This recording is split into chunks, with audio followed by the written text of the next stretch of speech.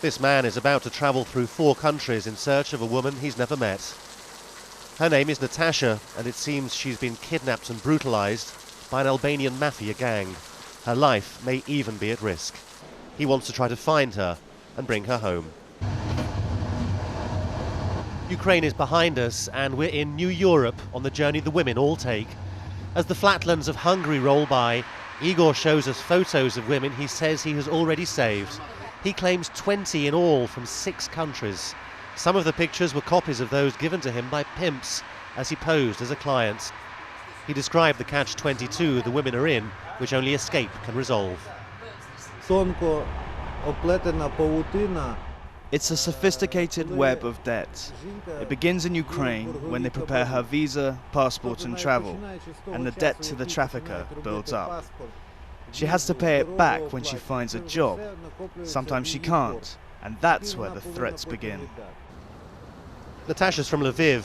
It's only about 50 miles, but the wrong side of the new European divide. Life is poor here. The young are ripe for trafficking to the west. Young people don't see their future here. They don't see that they can change the situation, and they're just looking for a better future somewhere in Europe. As night fell over the train, the Alps appeared. We were in Italy, and by the morning we would be in Florence, where Igor believes Natasha is working in forced prostitution.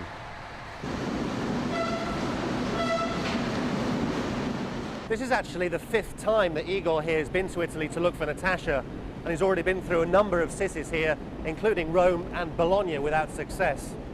He's eventually come here because an informer he knows in Italy told him that he thought that this was the city where Natasha was. It seems barely credible that this could be happening in perhaps the world's most romantic city, but Igor genuinely seems to think so. We secretly filmed as Igor met his informer again, a Ukrainian who risks his own safety providing information on the gangs. Are they very dangerous?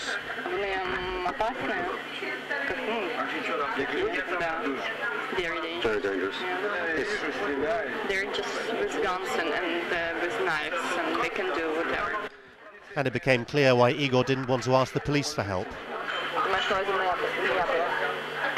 Police is taking their service as well. Service, but not care.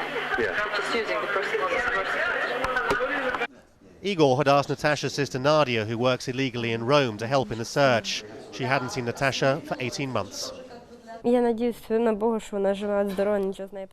hope to God she's alive and in good health. I don't know where she is or what she's doing. Maybe the reason she hasn't called is that sometimes she can be headstrong, but we got on fine when we lived together. So we went looking at the edge of town where they were stuck on a ring road, grimly touting for trade at 30 euros a time. It's clear that despite all the warnings, Western Europe remains a honey trap for women from poor countries. Albania, Macedonia, Greece, Romania. How totally their dreams of a life in the West have been shattered. Igor and Nadia scoured the streets, but Natasha was nowhere to be seen. Another city searched without success.